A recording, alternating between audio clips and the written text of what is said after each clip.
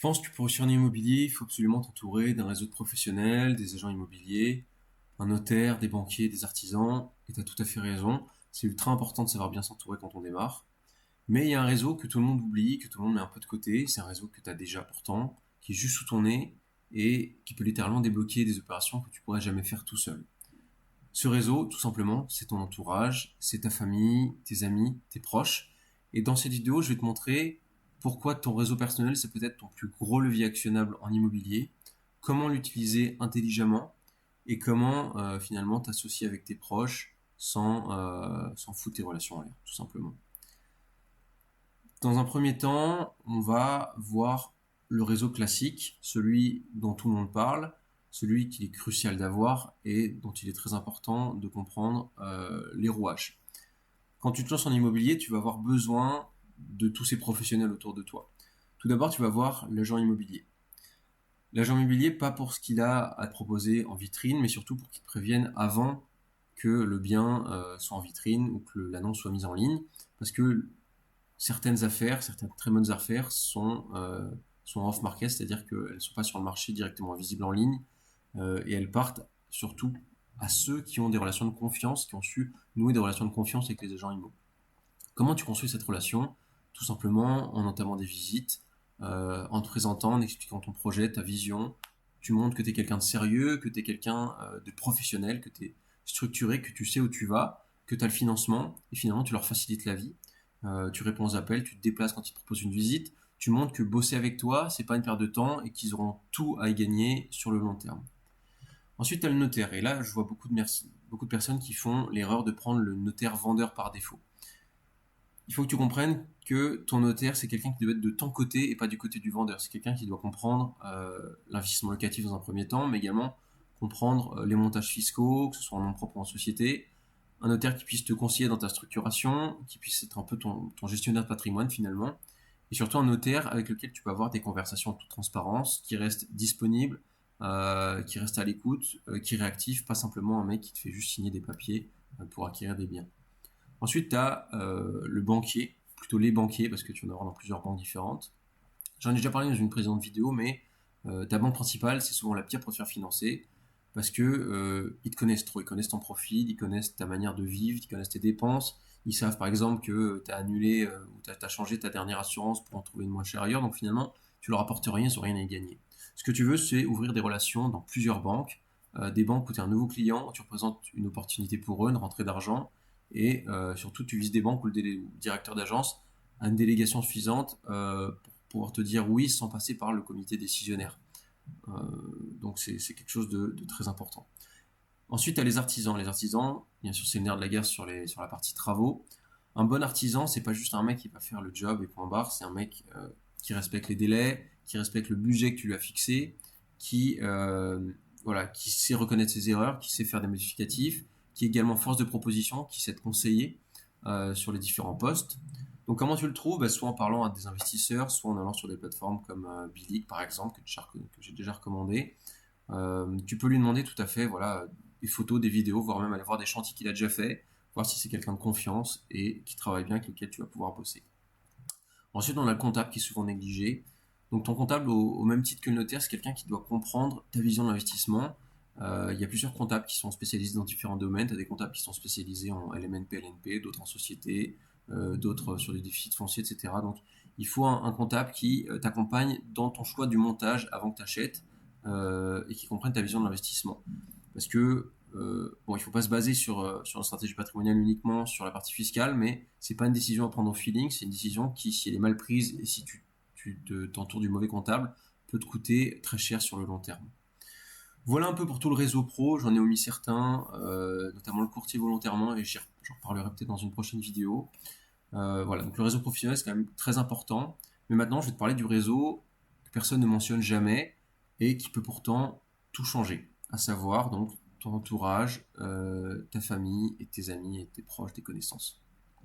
Je sais ce que tu vas me dire, oui, mais mon entourage, mes proches n'y connaissent rien en immobilier, ma famille va pas me faire confiance sur le projet, ça va me décourager, je préfère le faire tout seul. Et je te comprends parfaitement, moi je pensais exactement la même chose au début, mais il faut que tu saches que tu passes vraiment à côté de quelque chose d'énorme. Parce que ton entourage, c'est pas juste des gens à qui tu vas parler de ton projet, c'est potentiellement tes futurs associés. Pourquoi c'est important? Laisse-moi t'expliquer. Admettons que tu veuilles acheter un immeuble à 300 000 euros, mais ta capacité d'emprunt seule est aux alentours de 200 000. Tu es bloqué sur le projet, tu peux pas y aller alors que c'était une super opportunité. Peut-être que tu as un frère, une sœur, un cousin, ton meilleur ami, la sœur d'un pote, etc. Peut-être qu'ils ont une capacité d'emprunt qu'ils n'utilisent pas. Peut-être qu'ils ont de l'épargne qui dort sur un livret à 2%. Peut-être qu'ils aimeraient investir mais qu'ils savent pas par où commencer, qu'ils savent pas comment s'y prendre. Toi, au contraire, en parallèle, tu as le temps, tu as la compétence, tu as la motivation de gérer le projet. Eux ont la capacité financière ou l'apport. Et ensemble, vous pouvez faire des opérations que finalement vous n'auriez jamais pu faire tout seul. C'est comme ça que beaucoup d'investisseurs ont commencé. C'est en s'associant avec un proche. L'un apporte la compétence, la gestion du projet dans sa globalité, le temps également, tandis que l'autre généralement apporte plutôt la partie financière ou l'apport si demandé. C'est souvent le cas également en marchand bien.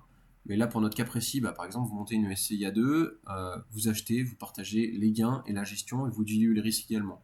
Et au lieu de faire une opération à, je sais pas, 150 000 euros, vous pourriez faire une opération à 300 voire 400 000 euros à deux, avec un effet de levier démultiplié et une rentabilité globale également démultipliée beaucoup plus intéressante, et encore une fois un risque qui est partagé. Il faut bien faire attention, s'associer avec ses proches, ça se fait pas n'importe comment. Première règle, il faut tout définir, et il faut savoir se parler en toute transparence. Mettez tout par écrit, qui va mettre combien en apport, comment vous allez répartir les parts au sein de la société, qui va gérer quoi, qui va prendre telle ou telle décision, comment on fait si quelqu'un veut sortir de la société à un moment donné. Il faut vraiment être cash là-dessus. Il faut savoir parler d'argent. Clairement, je sais qu'en France, on a du mal avec ça. Mais voilà, il faut parler des scénarios qui font peur. Qu'est-ce qui se passe si le locataire ne paye pas? Qu'est-ce qui se passe si on doit réinjecter 10 000 euros dans le projet? Qu'est-ce qui se passe si l'un de nous veut revendre un bien dans 3 à 5 ans pour X ou Y raison? Voilà. Tout ça, ça va se faire grâce à ce qu'on appelle un pacte d'associés. Et même en famille, je dirais même surtout en famille, c'est important d'avoir un pacte d'associés parce que c'est un document qui encadre tout, qui va être rédigé soit par ton notaire, soit par un avocat spécialisé. Parce que quand l'argent rentre en jeu, même si tu as les meilleures relations du monde, ça peut créer des frictions, ça peut vous tendre, et ça peut mener une opération voilà, à un échec finalement. Donc, je vais te donner un exemple concret, chiffré. Voilà, tu as 30 ans, des revenus stables, tu as une petite capacité d'épargne, disons 20-30 000 euros, et tu sais qu'après avoir calculé, ta capacité d'emprunt seule, elle est d'environ 180 000 euros. Tu as ton papa qui approche de la retraite, 55 ans, il est propriétaire de sa SARP, il n'a plus aucun crédit dessus, il a 50 000 euros qui dorment sur un livret A ou sur un fonds tout pourri, il aimerait bien s'en servir et l'investir, mais il ne sait pas comment faire, il ne sait pas comment s'y prendre, il n'a peut-être pas le temps. Toi, tu lui proposes une opération immobilière, vous montez une SCI ensemble, avec la bonne répartition de parts, la bonne vision stratégique. Ton père va amener la pérennité financière, l'apport qui est supportable pour lui, et toi, tu vas tout faire, la gestion, la recherche de biens, la visite, les travaux, le montage du dossier, la mise en location, etc. Ensemble, vous achetez un immeuble à 350 000 euros, avec un financement que les banques adorent, en SCI familiale, avec des profils complémentaires, et résultat, vous débouclez une opération que vous auriez jamais pu faire seul. C'est un patrimoine qui se construit, c'est des revenus qui sont partagés, et finalement c'est un projet qui renforce les relations familiales au lieu de les fragiliser, et qui vise à bâtir voilà, une vision long terme de l'investissement et une vision patrimoniale de l'investissement pour potentiellement le transmettre plus tard. Évidemment, tout ce que je viens de citer là, c'est qu'un exemple, ça ne marche pas avec tout le monde. Si tu as un cousin ou un ami qui ne sait absolument pas gérer son argent, c'est pas le bon associé pour toi. Si tu as quelqu'un qui n'est pas intéressé, force pas la chose. Si tu as quelqu'un qui est en tension, un frère, un cousin qui est en tension dans la famille, c'est pas le moment d'injecter, de parler d'argent, parce que ça va faire qu'empirer la situation. Mais voilà, c'est quelqu'un de fiable dans ton entourage, quelqu'un qui a la capacité financière, qui a un profil complémentaire au tien, peut-être que c'est le prochain associé, et que c'est la bonne personne à aller voir pour pouvoir démarrer. Pour résumer, donc d'un côté, tu as le réseau pro qui est indispensable, les agents IMO, on a dit, le notaire, trouver un bon notaire qui te comprend, les banquiers, des artisans de confiance, un comptable, etc. Il faut construire ces relations au fil du temps, pas à pas, ça prend du temps, mais surtout il faut savoir les entretenir, il faut savoir relancer, montrer qu'on est sérieux, montrer qu'on est à l'écoute, qu'on est dispo. Et surtout, en parallèle, il ne faut pas oublier le réseau personnel, ta famille, tes proches, parce que c'est peut-être là que se cache ton prochain associé. C'est peut-être celui qui va te permettre de passer une opération de 150 000 à 150 000 euros à 300 000 euros et donc de doubler ta mise. Voilà, faut voir ça un peu comme un sport d'équipe finalement. Et ceux qui réussissent le mieux, c'est pas ceux qui s'y prennent tout seuls, c'est ceux qui savent s'entourer des bonnes personnes et qui savent oser demander et oser proposer.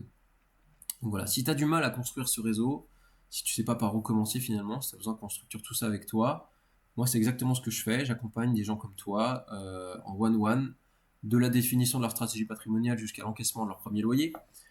On part donc en faisant un bilan patrimonial avec les objectifs, la vision long terme. Je fais vraiment du sur-mesure et tout ça jusqu'à la mise en location de manière sécurisée et rentable. Si ça t'intéresse, je t'invite à rejoindre le canal WhatsApp qui se trouve en description. Je partage régulièrement du contenu que je publie nulle part ailleurs, des réflexions, des analyses, des stratégies concrètes, des exemples chiffrés. C'est gratuit, c'est sans engagement, le lien est en description. Si tu as appris quelque chose avec cette vidéo, je t'invite à mettre un like, je t'invite également à t'abonner, ça m'aide beaucoup. Si tu connais quelqu'un dans ton entourage avec qui tu pourrais t'associer, bah, envoie-lui cette vidéo, ça pourrait être le premier pas pour te lancer dans l'immobilier. On se rejoint sur mon canal WhatsApp. Je te souhaite de passer une très bonne journée et à la prochaine.